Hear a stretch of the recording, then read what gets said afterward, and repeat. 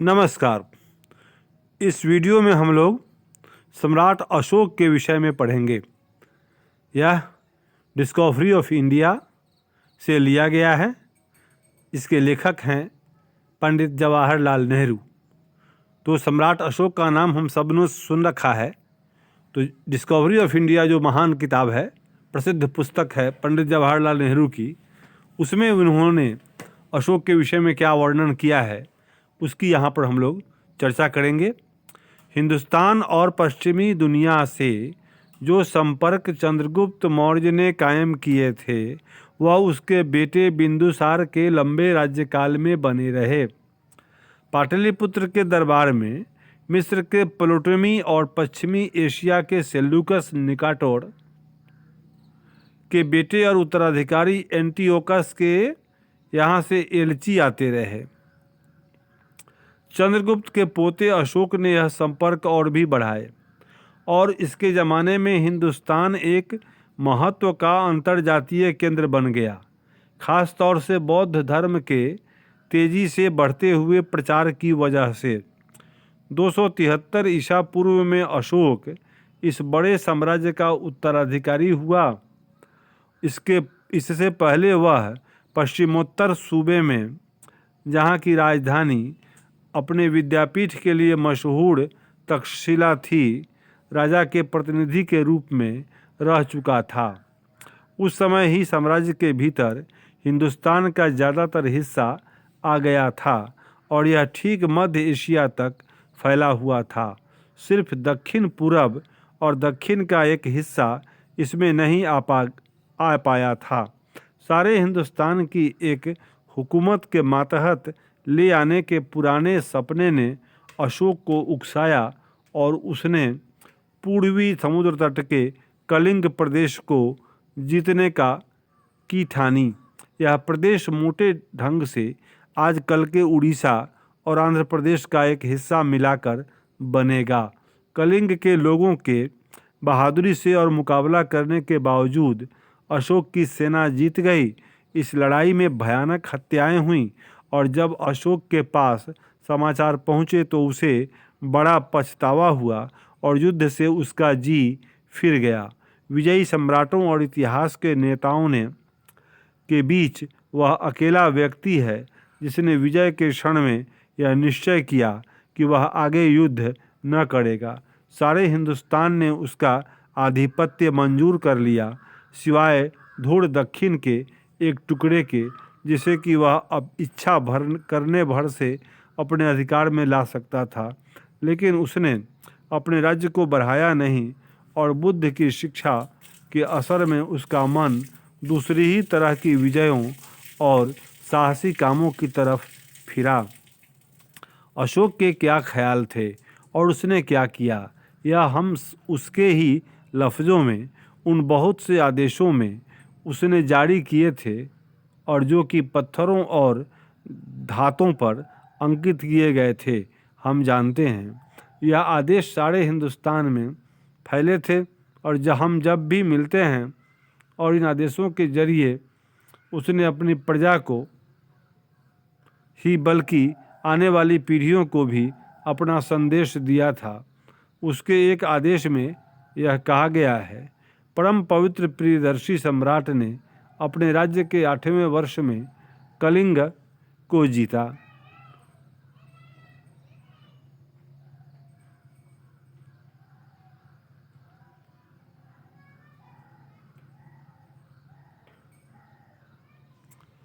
एक 150,000 आदमी वहाँ से कैदी के रूप में लाए गए, 100,000 आदमी वहाँ पर मारे गए और इस संख्या के कई गुने लोग और मरे। कलिंग के साम्राज्य में मिलाए जाने के ठीक बाद ही प्रियदर्शी सम्राट का अहिंसा धर्म का पालन करना और उस धर्म से प्रेम और उसका प्रचार शुरू होता है।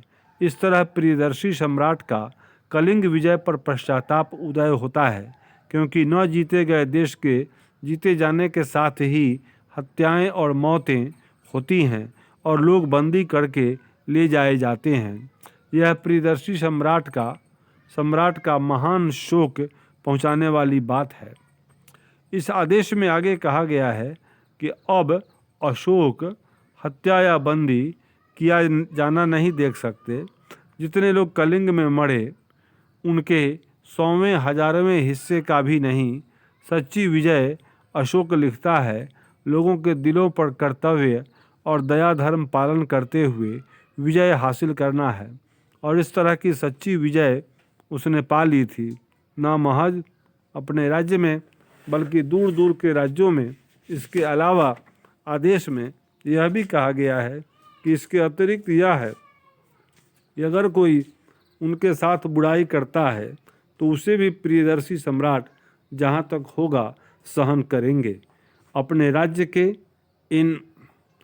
वन के निवासियों पर भी प्रियदर्शी सम्राट की कृपा दृष्टि है और वह चाहते हैं कि यह लोग ठीक विचार वाले बने, क्योंकि ऐसा वह न करें तो प्रियदर्शी सम्राट को पश्चाताप होगा। क्योंकि परम पवित्र महाराज चाहते हैं कि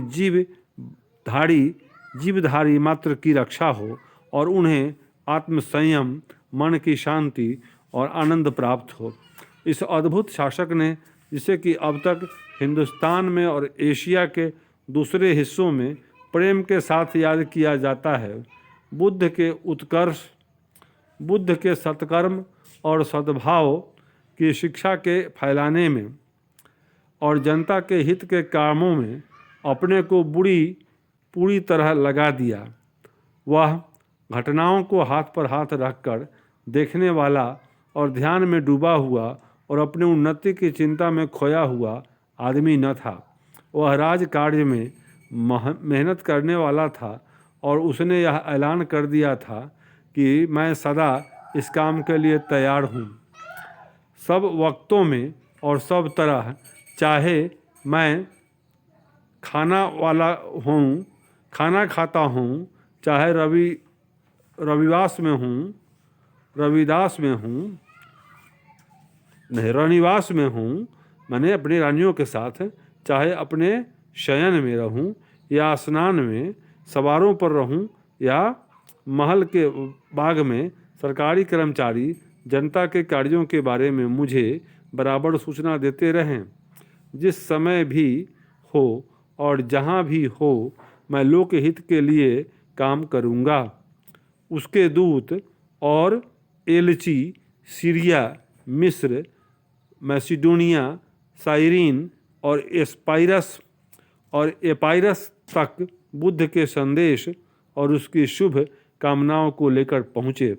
वह मध्य एशिया भी गए और बर्मा और श्याम भी, और उसने खुद अपने बेटे और बेटी महेंद्र और संघमित्रा को दक्षिण में लंका भेजा।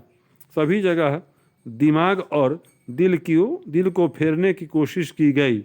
कोई जब था जोर नहीं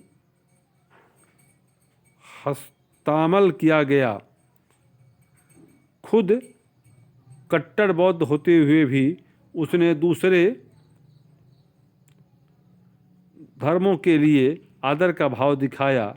एक आदेश में उसने यह ऐलान किया, सभी मत किसी न किसी वजह से आदर पाने के अधिकारी हैं। इस तरह का व्यवहार करने से आदमी अपने मत की प्रतिष्ठा को बढ़ाता है, साथ ही वह दूसरे मतों और लोगों की सेवा करता है। बौद्ध धर्म हिंदुस्तान में कश्मीर से लेकर लंका तक बड़ी तेजी के साथ फैला। वह नेपाल में भी बैठा और बाद में तिब्बत और चीन और मंगोलिया तक पहुंचा। हिंदुस्तान में इसका एक नतीजा यह हुआ कि शाकाहार बढ़ा और शराब पीने से लोग बचने लगे। उस वक्त तक ब्राह्मण और क्षत्रिय दोनों ही मांस खाया करते थे और शराब पीते थे। पशुओं का बलिदान रोक दिया गया। विदेशों से संपर्क होने और धर्म के प्रचारकों के बाहर जाने का नतीजा यह जरूर हुआ कि हिंदुस्तान और बाहर के मुल्कों में व्यापार बढ़ा हो। खुतन और मध्य एशिया में सिनक्यांग में हिंदुस्तानियों के एक उपनिवेश का बयान हमें हासिल हुआ है। हिंदुस्तान के विद्यापीठों में, खास तौर से तक्षशिला में, बाहर से विद्यार्थी पढ़ने के लिए आते थे। अशोक एक बड़ा निर्माता भी था और यह कहा गया है कि उसने अपनी कुछ बड़ी बड़ी इमारतों के बनवाने के लिए विदेशी कारीगरों को रख छोड़ा था।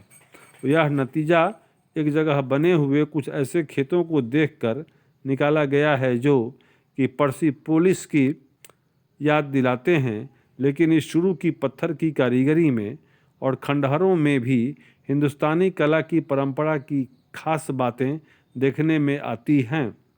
अशोक के पाटलिपुत्र के महल की बहुत सी खंभों वाली एक इमारत के कुछ हिस्सों को कोई 30 साल हुए पुरातत्वज्ञों ने खोद कर निकाला था। हिंदुस्तान के पुरातत्व विभाग के डॉक्टर स्यूनर ने अपनी सरकारी रिपोर्ट में कहा है कि वह ऐसी सुरक्षित हालत में पाई गई है कि विश्वास नहीं होता।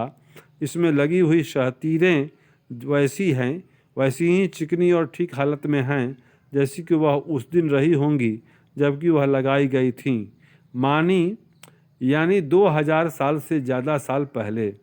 आगे चलकर वह यह भी लिखते हैं कि पुरानी लकड़ी की ऐसी रक्षा, उसके किनारे इतने सही और पक्के थे कि उनके जोड़ों की लकीरों तक का पता न चलता था। देखकर सभी देखने वालों को की हैरत का ठिकाना न था। सबकी सब चीज़ें ऐसी सच्ची और होशियारी से बनी थी कि उनसे अच्छा काम आज भी हो सकना मुमकिन नहीं है। मुख्तसर यह है कि बनावट इतनी पक्की थी कि जितनी कि इस तरह के कार्यों में हो सकती है। देश के और हिस्सों में भी खुदाई गई इमारतों में लकड़ी की शहतीरें और कड़ियाँ मिली हैं जो बहुत सुरक्षित हालत में हैं। यह कहीं भी अचरज की बात होती, लेकिन हिंदुस्तान में जहाँ की आबो हवा उन्हें नष्ट कर देती है और जहाँ इतने तरह के कीड़ों से खाए जाने का उन्हें डर रहता है, और यह और भी अचरज की बात है। लकड़ी की हिफाजत के लिए कोई मसाला इस्तेमाल ज़रूर होता रहा हो। यह क्या था, यह मैं समझता हूँ अब भी एक रहस्य है। पाटलिपुत्र, जो आज का पटना है, और गया के बीच नालंदा विद्यापीठ के खंडहर मिलते हैं जो कि बाद में मशहूर हुआ था। यह जाहिर नहीं होता कि कब से इसकी शुरुआत हुई। अशोक के ज़माने में इसका कोई पता नहीं मिलता। अशोक की मौत ईसा से कब्ल 232वें साल में हुई, जबकि वह 41 साल राज्य कर चुका था। इसके बारे में H.G. वेल्स अपनी आउटलाइन ऑफ हिस्ट्री में लिखते हैं, बादशाहों के दासियों हजार नामों में जिससे कि इतिहास के सफ़े भरे हुए हैं, जिनमें बड़े बड़े महाराजे और महामहिम और शहंशाह हैं, अशोक का नाम अकेला चमक रहा है। इस तरह से चमक रहा है जैसे कोई सितारा हो। बोल्गा से लेकर जापान तक उसका नाम आज भी आदर के साथ लिया जाता है। चीन, तिब्बत और हिंदुस्तान भी, जहाँ की उसकी शिक्षा अगरचे त्याग दी गई है, उसके बड़प्पन की परंपरा की रक्षा करते हैं। आज के जितने जिंदा लोग उसकी स्मृति को बनाए हुए हैं, उतने लोगों ने कॉन्स्टेंटाइन और शार्लमैन के नाम कभी सुने भी ना होंगे।